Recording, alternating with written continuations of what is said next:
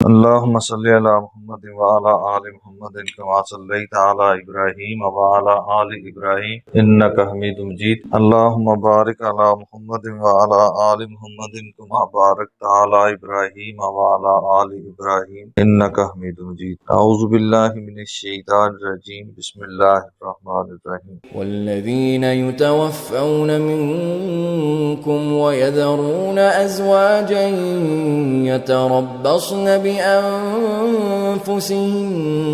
4 أشهر وعشرا فإذا بلغن أجلهن فلا جناح عليكم فيما فعلن في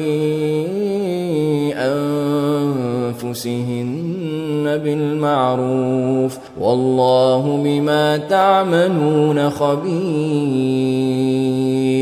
ولا جناح عليكم فيما عرضتم به من خطبة النساء أو أكننتم في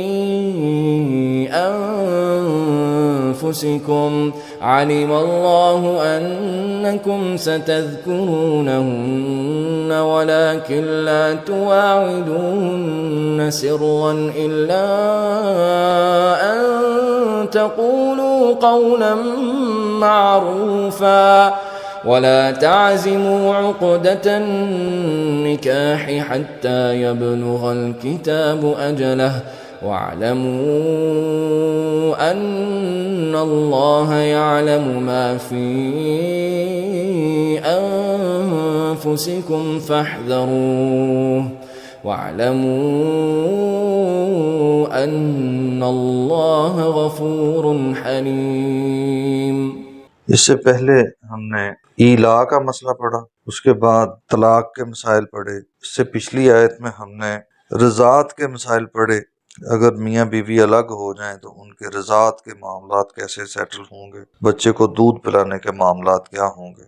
والذین، اور وہ لوگ، یتوفون منکم، یتوفون، تم میں سے فوت ہو جائیں، ویذرون، اور وہ چھوڑ جائیں، ازواجن، بیویاں، ایک سے زیادہ بھی ہو سکتی ہیں، یتربصن، تو ان کو چاہیے کہ روکیں، بانفسہن، اپنے آپ کو، 4 اشہر، 4 ماہ، وعشرن، اور 10، کیا 10 دن، 4 ماہ 10 دن عدت ہے کس کی؟ بیوہ کی، جس کا خامد فوت ہو جائے۔ اس میں کسی قسم کی بھی کوئی کنڈیشن نہیں ہے، نہ عمر کی، نہ میاں بیوی کے ملنے کی، جو نکاح میں آ گئی، اب ان کی ملاقات ہوئی ہے یا نہیں ہوئی، اس کے لیے عدت کیا ہے؟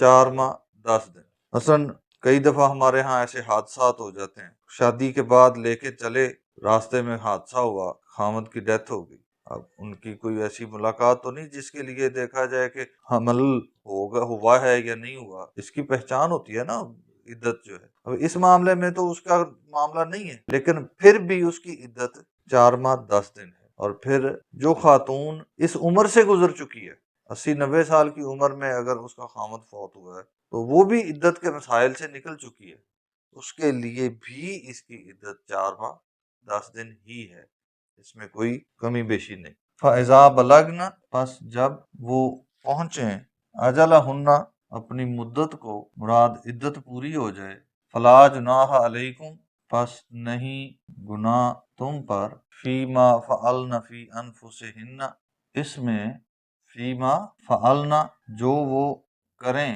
فِي أَنفُسِهِنَّ، اپنے متعلق، اپنے بارے میں، اپنی ذات کے متعلق، بالمعروف، اچھے طریقے سے، یعنی عدت ختم ہونے کے بعد، 4 ماہ 10 دن کی عدت ختم ہونے کے بعد اگر وہ اچھے طریقے سے کہیں اور نکاح کرنا چاہتی ہیں تو اس میں کوئی برائی نہیں ہے، نکاح کرنا چاہیے۔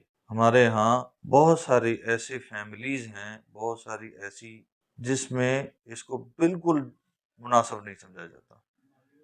یہ ہندوانہ جو کنسپٹ ہے دوسری شادی نہ کرنے کا بیوہ کے لیے، کہ وہ اب اسی حالت میں ہی زندگی گزارے گی، یہ آج ہمارے مسلمانوں کے اندر بھی کچھ ایسے خاندان موجود ہیں جن کے ہاں اس کو معیوب سمجھا جاتا ہے، یہ غلط ہے۔ واللہ، اور اللہ تعالی، بما تعملون، جو کچھ تم کرتے ہو، خبیر، خبر رکھنے والا ہے، بالمعروف، اچھے طریقے سے، عرف کے مطابق، زمانے کی روایت کے مطابق، جس کو زمانہ بہتر سمجھتا ہے، ٹھیک ہے، اس کے مطابق اگر اچھے طریقے سے، باوقار طریقے سے وہ شادی کرنا چاہتی ہے تو اچھی بات ہے۔ اگر اس معاملے میں کسی قسم کی کوئی ڈنڈی مارو گے، کوئی بہانہ تراشو گے، کوئی الٹا سیدھا راستہ اختیار کرو گے، تو اللہ تعالیٰ جاننے والا ہے جو تم کرتے ہو، اللہ سے کچھ بھی اوجھل نہیں ہے۔ دنیا کو تم چکما دے سکتے ہو، اللہ کو نہیں دے سکتے۔ ولا جناح علیکم، اور نہیں گناہ تم پر، فیما ارزتم بہی، اس میں جو تم اشارتاً پیغام دو، من خطبت النساء، عورتوں سے منگنی کا۔ منگنی کیا ہوتی ہے؟ شادی کا پیغام ہوتا ہے نا، پیغام ہوتا ہے شادی کا، ٹھیک ہے۔ اس میں جو مسئلہ بیان ہو رہا ہے نا، وہ آگے آیت مکمل ہوتی ہے تو پھر سمجھ آئے گی کہ اگر تم اشارتاً پیغام دو، واضح پیغام نہیں، نکاح کا واضح پیغام نہیں دوران عدت، او اکننتم فی انفسکم، او یا اکننتم، تم چھپائے رکھو، فی انفسکم، اپنے دل میں، اس خواہش کو عدت پوری ہونے تک یا تم اپنے دل میں چھپائے رکھو یا اشارتاً پیغام دے دو۔ اشارتاً پیغام کیا ہوتا ہے؟ حضرت ابن عباس رضی اللہ تعالیٰ عنہ بیان فرماتے ہیں کہ رسول اکرم صلی اللہ علیہ وسلم نے اس طرح ایک خاتون، حدیث میں باقاعدہ نام موجود ہے، میرے ذہن میں نہیں ہے، اس کے خامد فوت ہو گئے تو آپ صلی اللہ علیہ وسلم نے اسے کہا کہ جب تمہاری عدت مکمل ہو جائے تو مجھے بتانا، صرف اتنا پیغام دیا۔ تو جب عدت مکمل ہوئی، اس نے پیغام بھیجا، بتایا کہ میری عدت مکمل ہو گئی ہے، تو پھر آپ صلی اللہ علیہ وسلم نے مشورہ دیا کہ فلاں شخص جو ہے اس سے شادی کر لو۔ تو یہ پیغام پہلے بھی دیا جا سکتا تھا کہ جب عدت مکمل ہو جائے تو اس کے بعد فلاں شخص سے شادی کر لینا، لیکن نہیں، یہ اللہ کا حکم نہیں۔ جب تک وہ عدت میں ہے، وہ حالت سوگ میں بھی ہے، یہ بھی ذہن میں رکھیں۔ جو خاتون بیوہ ہو گئی ہے، وہ صرف عدت پوری نہیں کر رہی، اس کے اوپر سوگ کے احکامات بھی ہیں۔ وہ بن سنور نہیں سکتی، وہ گھر سے باہر نہیں جا سکتی، وہ چمکیلے کپڑے نہیں پہن سکتی، وہ میک اپ وغیرہ، سرما، پہلے وہ داتن ہوتا تھا، کلر، اس طرح کی چیزیں جو ہیں وہ نہیں استعمال کر سکتی۔ تو جب تک وہ حالت عدت میں ہے تب تک اس کو نکاح کا پیغام، واضح پیغام نہیں دیا جا سکتا۔ اسی طرح جو عورت طلاق کے بعد عدت میں ہو اور وہ طلاق بائن ہو، تیسری مرتبہ کی طلاق ہو، جب اس کے پاس رجوع کا حق رہا نہیں، تب اس کو پیغام دیا جا سکتا ہے۔ جب تک وہ رجعی طلاق میں ہے اس کو پیغام نہیں دیا جا سکتا۔ کیوں؟ ممکن ہے اس کے دل میں واپسی کا راستہ نکل آئے اپنے پہلے خامد کی طرف۔ عالم اللہ، اللہ تعالی جانتا ہے، اللہ کو معلوم ہے، انکم ستذکرونہن، بے شک تم ان کا ذکر کرتے ہو، ولیکن، اور لیکن، لا تواعدوہن، نہ تم ان سے وعدے کرو، سرن، خفیہ، خفیہ وعدے نہ کرو، جو بھی کرنا ہے اعلانیہ کرو، ٹھیک ہے، الا، سوائے اس کے، ان تقولو، یہ کہ تم کہو، قولا معروفا، اچھی بات۔ جو بھی پیغام دینا ہے اچھے طریقے سے پیغام دو، معروف طریقے سے پیغام دو، رواج کے مطابق، جو اس معاشرے میں جو انداز ہے اس کے مطابق پیغام دو۔ اس میں معاشرے کو اہمیت کیوں دی گئی ہے؟ کیونکہ آپ نے زندگی اس معاشرے میں گزارنی ہے۔ اس معاشرے کی اچھی روایات کے خلاف اگر کام کرو گے نا تو لوگ آپ کو اچھا نہیں سمجھیں گے، ٹھیک ہے۔ آپ باعزت زندگی نہیں گزار سکتے، اس خاتون کی بھی عزت داؤ پہ لگائیں گے۔ لہٰذا اس زمانے کی اچھی روایات کو سامنے رکھتے ہوئے اچھے طریقے سے پیغام دو۔ وَلَا تَعْزَمُوا، اور نہ تم پختہ پیغام دو۔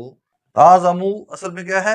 عزم سے ہے، مادہ کیا ہے؟ عین، زا اور میم۔ عزم کیا ہوتا ہے؟ پختہ ارادہ۔ تو واضح پیغام نہ دو، عقدۃ النکاح، نکاح کا، حتیٰ یبلغ الکتاب اجلہ، یہاں تک کہ مدت مکمل ہو جائے، یعنی عدت پوری ہو جائے۔ جب تک عدت پوری نہ ہو تب تک نکاح کا پیغام بھی نہیں دیا جا سکتا۔ وَاعْلَمُوا، اور جان لو، ان اللہ یعلم، بے شک اللہ تعالی جانتا ہے ما فی انفسکم جو کچھ تمہارے دلوں میں ہے فاحذروہ پس تم اس سے ڈرتے رہو وَاعْلَمُوا اور جان لو ان اللہ بے شک اللہ تعالی غفور بخشنے والا ہے حلیم بردبار ہے۔ اللہ تعالیٰ دین کے معاملات کو شریعت کے احکامات کو سمجھنے اور عمل کرنے کی توفیق عطا فرمائے۔